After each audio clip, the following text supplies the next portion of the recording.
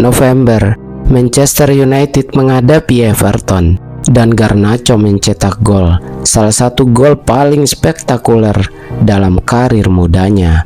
Sebuah tendangan salto dari luar kotak penalti, gol yang langsung mengingatkan para penggemar kepada Wayne Rooney. Gol tersebut bahkan mendapatkan penghargaan sebagai salah satu gol terbaik musim itu.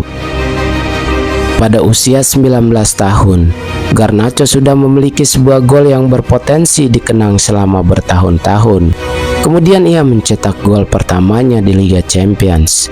Ia juga mencetak 2 gol ketika Manchester United bangkit menghadapi Aston Villa. Performa tersebut membuat namanya semakin besar. Garnacho bahkan menjadi salah satu pemain muda paling produktif di Premier League. Kemudian datang di Piala FA, final melawan Manchester City, dan sekali lagi Garnacho mencetak gol. Manchester United memenangkan trofi. Garnacho mengangkat Piala FA di usia yang masih sangat muda. Tidak lama kemudian, ia dipanggil ke tim nasional Argentina. Ia berada di satu ruang ganti dengan Lionel Messi. Argentina kemudian menjadi juara Copa America. Meskipun Garnacho tidak memainkan peran besar sepanjang turnamen, pengalaman tersebut menunjukkan betapa tinggi penilaian terhadap dirinya. Di usia 20 tahun, ia sudah memiliki trofi bersama Manchester United dan pengalaman menjadi bagian dari skuad juara di sepak bola. Semua orang mulai berpikir hal yang sama. Manchester United mungkin telah menemukan superstar berikutnya, tetapi justru disinilah semuanya mulai berubah. Musim berikutnya sebenarnya dimulai dengan cukup baik. Garnacho mencetak gol di Community Shield, kemudian kembali mencetak gol di Premier League. Namun Manchester United sedang mengalami kekacauan. Hasil buruk datang. Tekanan kepada Erik ten Hag semakin besar, dan akhirnya Ten Hag dipecat. Ruben Amorim datang, pelatih baru, filosofi baru, sistem baru. Dan disinilah masalah Garnacho mulai terlihat. Amorim menggunakan sistem 3-4-2-1, sistem yang menuntut pemain memiliki disiplin taktis tinggi. Pemain di posisi sayap harus mampu bergerak ke tengah, membantu pertahanan, melakukan pressing, dan berkontribusi tanpa bola. Sementara Garnacho lebih nyaman bermain melebar, menerima bola, menghadapi back 1 lawan 1, menggunakan kecepatannya, lalu menyerang kotak penalti. Perbedaan filosofi tersebut menjadi masalah. Tetapi masalah terbesar ternyata bukan hanya taktik. Hubungan antara pemain dan pelatih juga mulai retak. Ada beberapa momen ketika Garnacho dianggap tidak mengikuti instruksi dengan baik. Salah satunya terjadi dalam pertandingan Liga Eropa. Amorim memberikan arahan, namun respon Garnacho dianggap tidak menunjukkan sikap yang diharapkan dari seorang pemain profesional.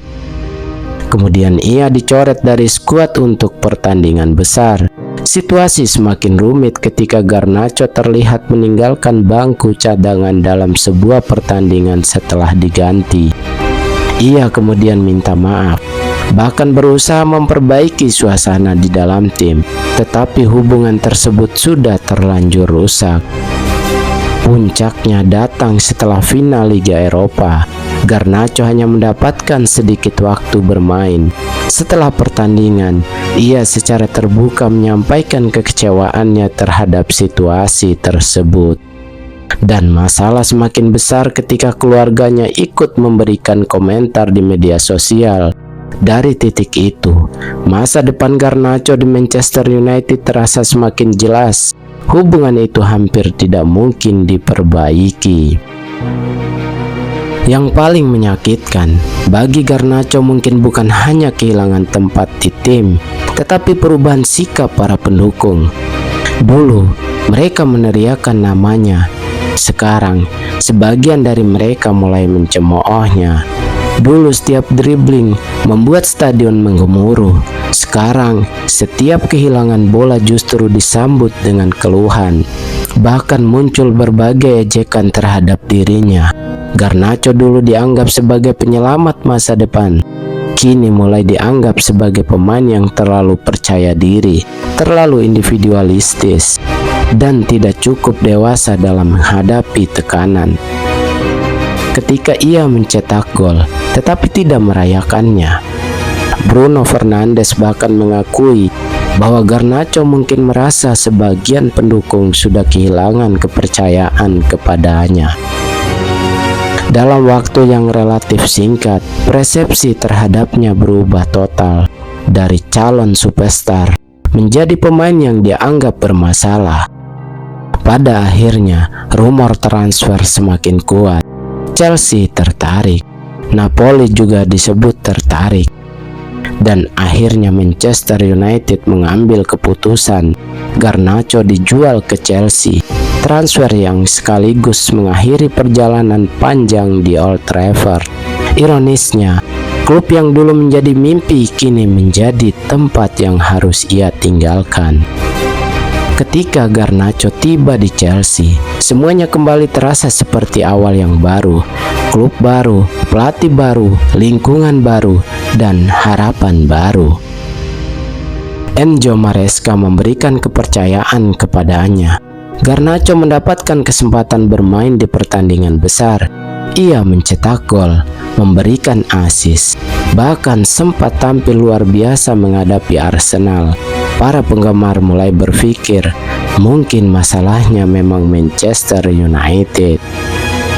Mungkin Garnacho hanya membutuhkan lingkungan baru, tetapi sekali lagi siklus itu kembali terjadi. Penampilan bagus datang, kemudian menghilang. Satu pertandingan ia terlihat seperti pemain kelas dunia. 6 pertandingan berikutnya ia justru kesulitan memberikan dampak. Garnacho terlalu sering mencoba melakukan semuanya sendiri, menggiring bola lewat pemain lawan, memotong ke tengah, kemudian melepaskan tembakan. Masalahnya bukan karena ia berani mencoba. Pemain sayap memang harus berani mengambil resiko. Masalahnya adalah pengambilan keputusannya. Kapan harus menggiring, kapan harus mengoper, kapan harus menunggu, dan kapan harus melepaskan bola. Garnacho seringkali memiliki keputusan yang paling sulit. Akibatnya, bola lebih sering hilang.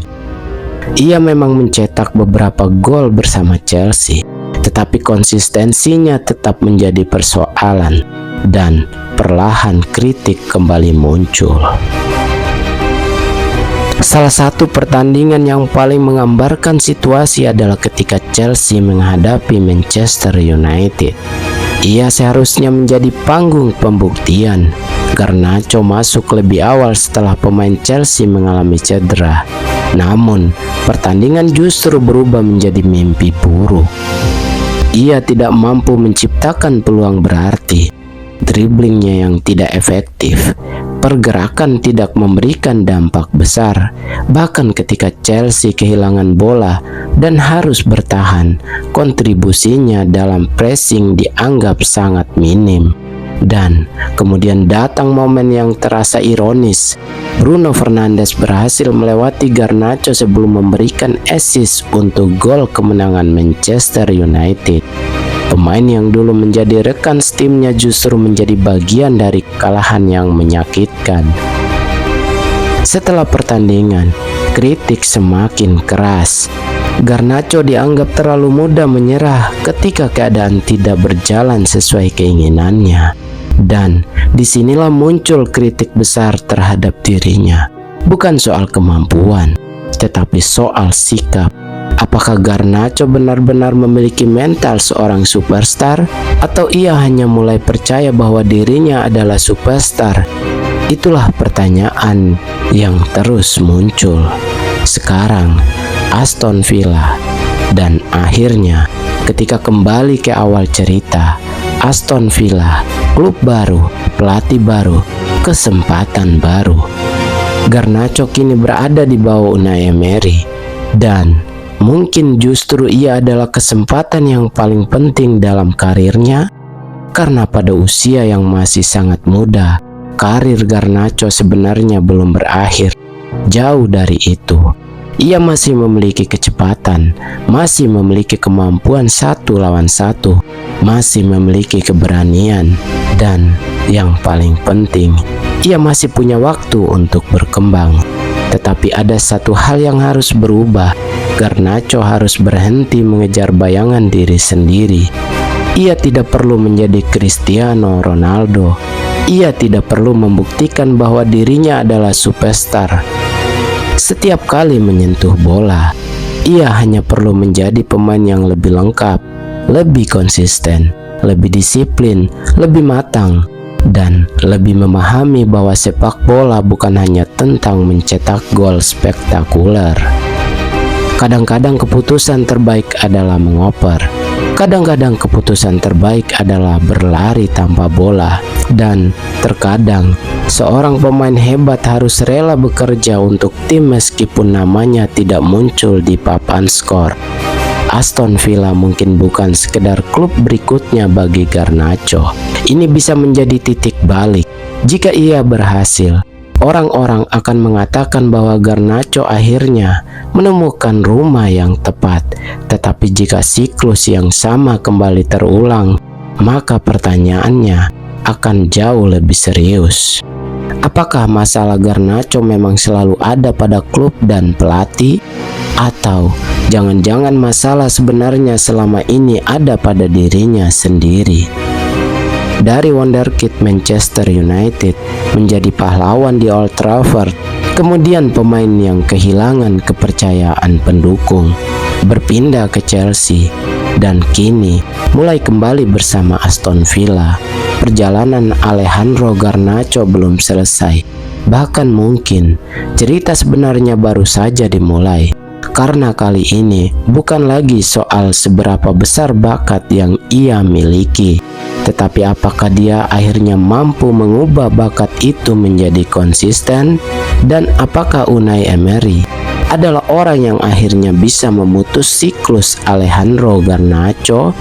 Kita akan melihat jawabannya di musim yang baru.